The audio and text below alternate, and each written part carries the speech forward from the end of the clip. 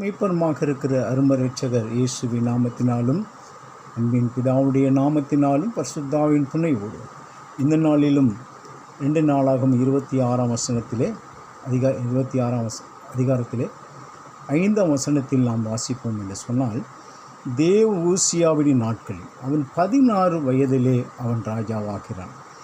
அவனுடைய யூதா ஜனங்களாக இருந்த யூதருக்கு ராஜாவாகவே அவனை வயது ஊசியாவின் அழைத்து வந்து அவனை தகப்பனாகிய அமர்த்தியின் ஸ்தானத்திலே ராஜாவாக்கினான். இந்த ஊசியாவை அவன் ஸ்தானத்திலே ராஜாவாக அபிஷேகம் பண்ணினார்கள். ராஜா தன் பிதாக்களோடு நித்திரை அடைந்த பின்பு அவன் ஏலோசத்தை கட்டி அதை திரும்பவும் யூதரின் வசமாக்கி கொண்டான்.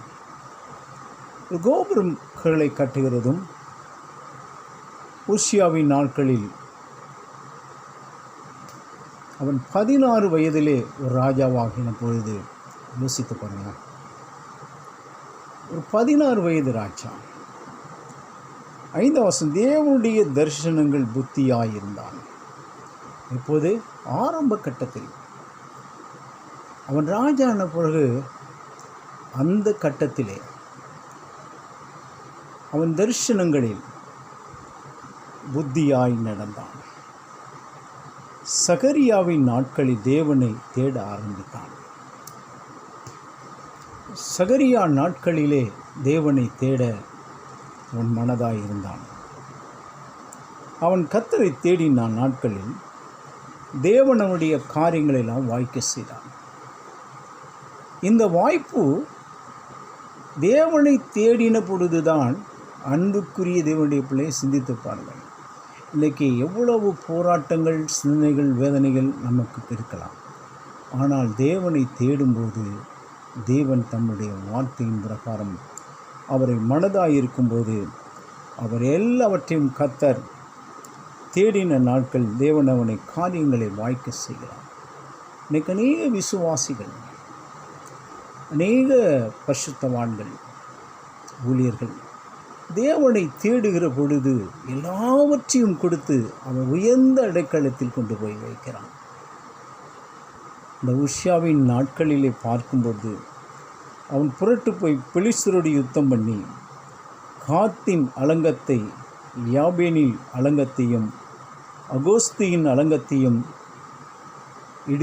இடித்து போட்டு ஆகோஸ் நாட்டிலேயும் பெலிஸ்தியர்களுக்கு பட்டணங்களையும் கட்டினான்.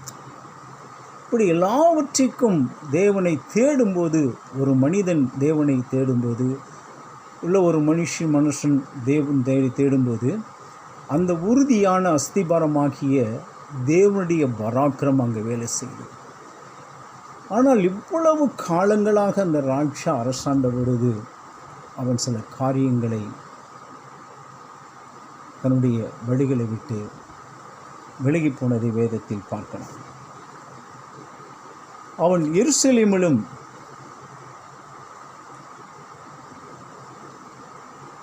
அம்மோனியர் ஊசியாவுக்கு காணிக்கைகளை கொடுத்தார்கள். அவனுடைய கீர்த்தி எகிப்து எல்லை மட்டும் எட்டினது. அவன் மிகவும் பலன் கொண்டான். கர்த்தர் கொடுக்கிறார், காணிக்கைகளை கொடுத்து உயர்த்துகிறார், எல்லா காரியமும் கொடுக்கிறார். ஆனால் இங்கே நாம் பார்க்குறோம், அங்கே எல்லாவற்றையும் கொடுத்து சீர் பண்ணும்போது அங்கே நாம் பார்க்கிறோம், கட்டியவைகளை பலப்படுத்துகிறான்.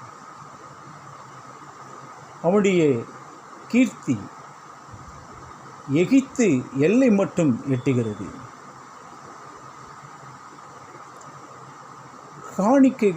அவனுக்கு காணிக்கைகளை, பணங்களை கொடுத்து உதவி செய்கிறார்கள். இன்றைக்கு அநேகர் ஊழியர் வாழ்க்கையில் எவ்வளவோ உதவி செய்கிற விசுவாசிகளை மறந்து விடுகிறார்கள். மேட்டுமையானதை நகர்த்து போகிறார்கள். தேவனை தேடின நாட்களை மறந்து விடுகிறார்கள். இன்றைக்கு பணம் என்பது தேவனுக்கு மாத்திரமல்ல, ஊழியத்துக்காக, நம் வாழ்க்கைக்காக தரம் உயர்த்துகிற வாழ்க்கையாக இருக்க வேண்டும். வீணான மேற்றுமைகளை வரும்பொழுது நிச்சயமாகவே யாராக இருந்தாலும் அவர்கள் தள்ளப்படுவார்கள்.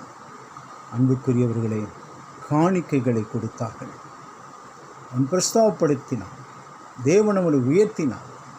அவருடைய எல்லைகள் எல்லாம் வாழ்க்கையை தரமாய் உயர்த்தினார். ஆனாலும் இவ்வளவு காரியங்களிலிருந்தும் அவன் தேவனுக்கென்று ஒரு தேடின பொழுது எல்லாவற்றையும் கொடுத்தான். இன்றைக்கு அநேக விசுவாசிகள் தேவனை தேடுகிறார்கள், வருகிறார்கள், வாழ்கிறார்கள், எல்லாவற்றையும் துன்பம் துயரங்களை விடுதலையாகி உயர்த்துகிறார். மீண்டும் என்ன செய்கிறார்கள்? விழுந்து போகிறார்கள். அநேகர் பரிசுத்தவான்கள் ஊழியர்கள் கூட அநேக காரியங்களில் தன் வாழ்க்கை எழுந்து விடுகிறார்கள். நான் சொல்லப்போன அநேகரை நான் சொல்லலாம். அது மனவேதனைக்குரியதாக இருக்கும். அன்புக்குரியவர்களே, இங்கே நாம் பார்க்கிறோம்.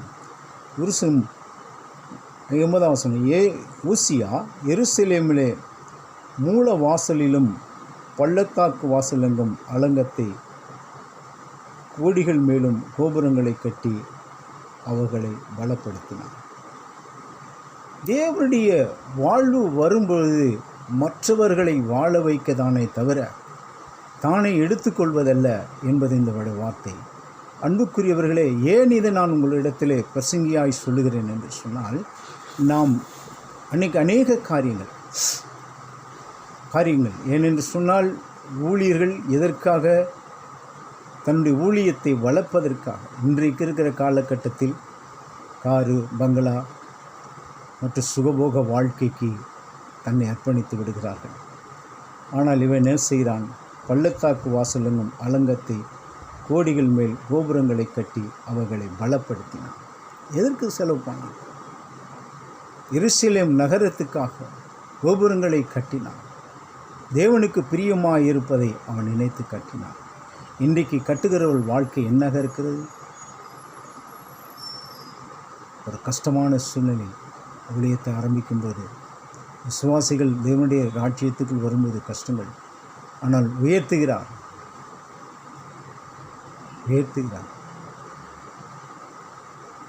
அன்புக்குரியவர்களே, நான் சிறு ஊழியர்களுக்காக ஜெபிக்கும் பொழுது ஆண்டவரிடத்திலே விண்ணப்பம் செய்து கண்ணீரோடு அழுது சொன்னார், மகனே வார் என்றார்.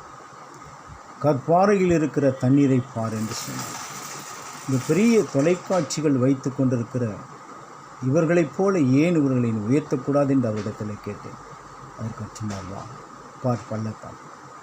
அந்த கற்பாறையில் தண்ணி எப்படி இருக்கிறது? அது எவ்வளவு தெளிவில்லாத இருக்கிறது தெரியுமானார்.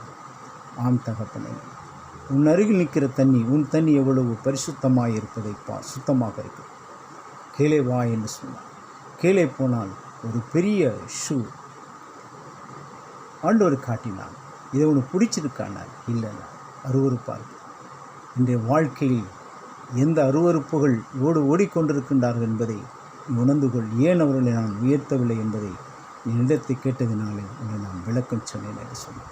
ஏனென்று சொன்னால், அன்புக்குரியவர்களே, இன்னைக்கு வாழ்க்கை எப்படி அற்புதம் செய்து ஒழியமா? இல்லை, சும்மா ஆசீர்வதிப்பார் என்று சொல்லிக்கொண்டே போனார். ஆசீர்வாதம் எப்படி வரும்? கஷ்டத்தின் சூழ்நிலை மத்தியிலும், வேதனை துன்பல் மத்தியிலும் கடந்து நாம் வர வேண்டும். இதுதான் கிறிஸ்துவ வாழ்க்கை. நன்மை செய்து தீங்கு அனுபவிப்பது ஊழியத்தின் காரணம். அன்புக்குரியவர்களே, இங்கே நாம் பார்க்கிறோம், அவன் எப்படி மேட்டுமையாய் போனான் என்று பார்க்கிறோம். அவன் எல்லாவற்றிலும் இருந்து பார்க்கும்போது அவன் கோபுரங்களை கட்டி அலங்கத்தின் கொடிகள் மேலும் இன்று அம்புகளை, பெரிய கற்களையும், பிரயோகிப்பதற்கான நியூரனான தொழில்களையும் கற்பித்த அவன் எல்லாவற்றிற்கும் அவன் கீர்த்தி தேசம் முழுவதும் பரவிற்று. அவனுக்கு பெரிய ஒரு பொறுப்பை கொடுத்தார் ஆண்டவர். தேவனை தேடின பொழுது அவன் பிரபலமானான். இன்றைக்கு நம்முடைய வாழ்க்கையில் நாம் புரோஜனம் உள்ளவர ப்ராப்ளமாக இருக்கிறோம். ஆண்டவர் தம்மை உயர்த்த சித்தமாக இருப்பார். எங்கே விடுகிறான்? அவன் பலப்பட்ட பொழுது தனக்குள் கேடு உண்டாக்க அவனுடைய மனம் மேட்டுமை ஆகிட்டு உயர்த்திட்டார். நீங்கள் எல்லாவற்றிலும் உயர்த்திட்டார். தேசம் முழுவதும், எல்லை முழுவதும் ஊசியாவுக்கு நல்ல ஒரு வாழ்வு இருக்கிறது. நல்ல ஒரு ராஜாவாக இருக்கிறார். அபிஷேகம் பெற்ற மனிதனாக இருக்கிறார். தேவனுடைய யுத்தத்தை செய்கிறவனாக இருக்கிற எல்லாவற்றையும் லட்சக்கணக்கில் கொடுத்தார். 3 லட்சம் பேர் யுத்தத்துக்கு இருந்தார்கள்.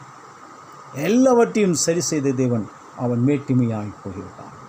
அவன் தேவனுடைய கர்த்தருக்கு விரோதமாகி முறுதல் செய்து தூபம் காட்டினதினாலே தூபம் காட்ட கர்த்தருடைய ஆலயத்துக்கு பிரவேசித்தான். இது ஆசாரியர் செய்கின்ற வேலை. ஆசாரிகள் செய்கின்ற வேலை. அவர்களுக்கு என்னென்ன ஊழியம் இருக்குதோ அதை தான் செய்ய வேண்டும். ஒருவருக்கு பாடல் தாழ்ந்திருக்கலாம், ஒருவரை ஜெபம் இருக்கலாம், ஒருத்தர் பிரசங்கியாக இருக்கலாம், ஒரு சத்தியத்தை வியாக்கணம் செய்கிறவர்கள் இருக்கலாம்.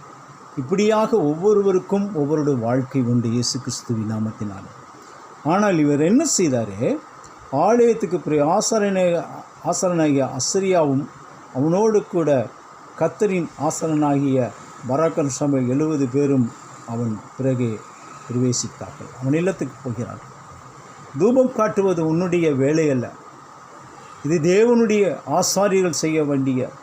அங்கே லேவி ஆசாரியர்கள் பிரதான ஆசாரனாகிய அசரியாவும் சகல ஆசாரிகளும் அவனை பார்த்து, இதோ அவன் தன் நெற்றியிலே குஷ்டரோகம் பிடித்திருப்பதை கண்டு தீவிரமாய் அங்கிருந்து வெளியேற்றப் போனான்.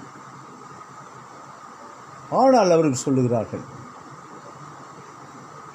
ஆணுடைய குமாரனாகிய இவர்கள்தான் ஆசாரியரை தவிர நீர் அல்ல. இது தேவனுக்கு விரோதமான காரியம். ஒரு குஷ்டரோகம் வந்தது. அவன் போய் 70 போய் சொன்னார்கள். எல்லோரையும் முறைத்தான். ஆசாரிகளை கோபமாக பேசினான். அங்கே மனம் மேற்றுமையாகிவிட்டது. திரும்பி வருகிறான். வந்து அவன் ஊசியாவின் அதோடிக்க நடவடிக்கையான மற்ற வர்த்தங்கள் ஆமோசின் குமாரன் ஏசாயாவின் தீர்க்கதரிசி எழுதுகிறான்.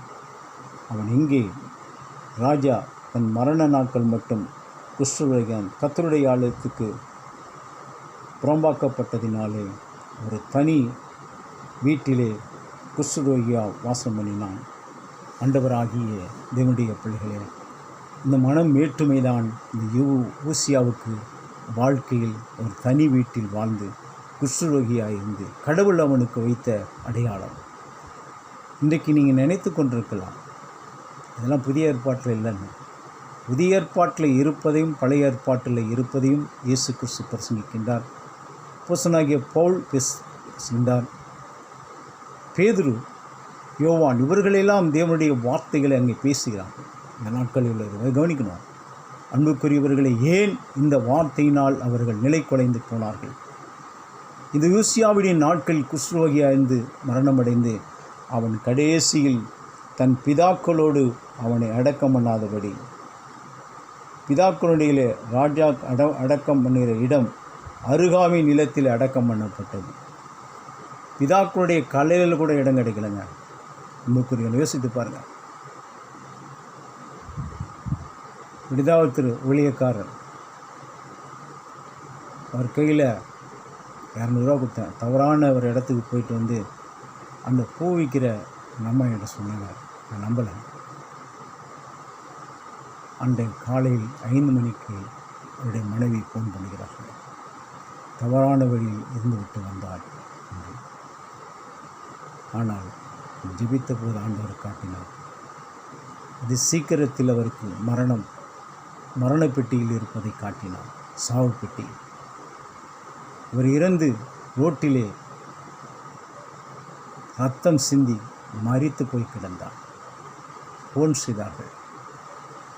ஆண்டவர் சொன்னார், ஏன் அந்த மரணப்பட்டியை காட்டினார்?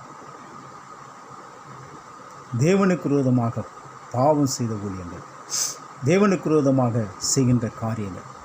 விசுவாசிகளே, தேவனுடைய பிள்ளைகளே, உங்களை உயர்த்துகிறவருக்கு முன்பாக நீங்கள் தாழ்மைப்படுங்கள்.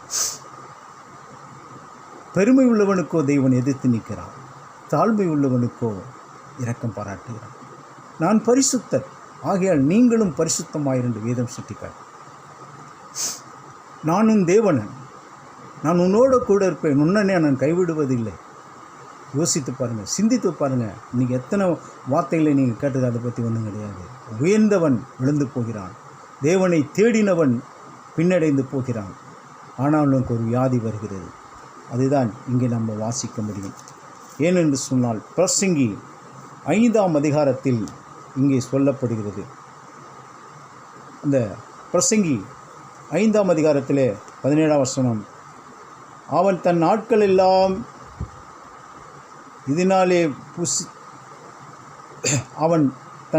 எல்லாம் இதனாலே புசித்து மிகவும் சலித்து நோயும் துன்பமும் அடைகின்றான். புரியுதுங்களா? தேவனை விட்டு போகும்போது என்ன பண்ணுறான்? புசித்து சலித்து நோயும் துன்பமும் அடைகின்றான். அது 18ஆம் வசனம் சொல்லுது, இதோ உயிரோடு இருக்கும்படி தேவன் அருளை செய்த நாளெல்லாம் மனுஷன் குடித்து சூரியன் கீழே நான் படும் பிரயாசத்தினாலே பலனை அனுபவிப்பதே நலம் உத்தமம் காரியத்துக்கென்று நான் கண்டேன், இதுவே பங்கு என்று சொல்கிறார். ஆண்டவர் எல்லாவற்றையும் கொடுக்கிறார். தேவனுடைய ஐஸ்வர்யமும் சம்பத்தும் அவனுக்கு கொடுத்திருக்கிறாரே, அவன் அதனாலே மிகவும் தன் பங்கை பெறவும் தன் பிரயாசத்தின் மகிழ்ச்சியாருக்கும் அவனுக்கு இந்த அதிகாரம் அளிப்பது தேவனுடைய அனுக்கிரகம். இந்த 19ஆம் வசனத்தில் இந்த பிரசங்கி 5:19 சொல்லுவது இதுதான் அனுசரிக்கப்பட வேண்டிய வார்த்தை. இதை தான் தேவன் விரும்புகிறார், இதை தான் தேவன் நிலைநிறுத்துகிறார். அதையெல்லாம் விற்று தன்னுடைய மேட்டுமையை விழுந்து போவதற்கு அவன் காரணமாக இருக்கிறான். மேட்டுமை. தேவன் தேடின போதெல்லாம் அவனை உயர்த்தினான். ஊசியாவை அவன் மரண நாட்களிலே வியாதியோடு தன் அறையிலே படுத்துக்கொண்டு இந்த பிதாவுடைய கல்லறை கூட அவனுக்கு கிடைக்கவில்லை. வேதம் சொல்லுகிறது, முந்தினவையிலும் பிந்தினவுமாக இருக்கிற தேவனுடைய மகத்துவம். ஆனால் பழைய ஏற்பாட்டும் புதிய ஏற்பாட்டும் தேவனால் கொடுக்கப்படுகிற சத்திய வாக்கியம். நானே வழியும் சத்தியம் ஜீவனுமாய் இருக்கிறேன் என்று சொன்ன ஆண்டவரை விட்டு விடக்கூடாது. நமக்கு எவ்வளவு உயர்ந்தாலும் சரி, எவ்வளவு பணம் வந்தாலும் சரி, எவ்வளவு சொத்து ஆவணங்கள் இருந்தாலும் சரி, நாம் மேட்டுமையாகக்கூடாது. இந்த இருதயம் பொல்லாதது என்பதை மகா கேடுள்ளதும் திருக்குள்ளதுமாக இருதயம் சிந்தித்து பாருங்கள். ரோமியா சொல்லுகிறான், மகா கேடுள்ளதும் திருக்குள்ளதுமாக இருதயம். ஆனால் அந்த இருதயத்துக்கு நாம் வாழ்வு கொடுக்கக்கூடாது. இயேசு கொடுத்த இனிமையான வாழ்வை நாம் இழந்துவிடக்கூடாது. என் தேவனுடைய ஜெபிப்போமா? அன்புக்குரியவர்களே, இந்த நாளிலும் தேவ வார்த்தையின்படி, இந்த அனுக்கிரகத்தின்படி இந்த நாளை ஆண்டவரே ஓசியாவின் நாட்களில் தேவனை தேடின பொழுது எல்லாவற்றையும் கொடுத்தீரப்பா. அவனை தேசமெங்கும் ஆண்டவரை உயர்த்தினீர், அவனுடைய பிரஸ்தாபத்தை படுத்தினீர் தகப்பனே. ஆனால் அவன் மேட்டுமையாய் விழுந்து போனான். இன்றைக்கு அநேகருடைய வாழ்க்கையில் ஆண்டவரே பின்மாற்றம் அடைந்து போயிருக்கலாம். ஒருவேளை தேவனை விட்டு விலகியிருக்கலாம், உயர்ந்த இடத்தில் இருந்திருக்கலாம், மேட்டுமையாய் போயிருக்கலாம். ஆனாலும் இப்படிப்பட்டவர்களை கர்த்தர் அனுக்கிரகம் சேர்த்துக்கொண்டு அவர்களுக்கு நல்வாழ்வு அளிக்கும்படியாகும். இப்படிப்பட்ட காரியங்கள் உம்முடைய பிள்ளைகள் போகாதபடி தேவன் பாதுகாக்க வேண்டும் என்று இயேசுவின் நாமத்தில் ஜெபிக்கிறோம் நல்ல பிதாவே, ஆமென்.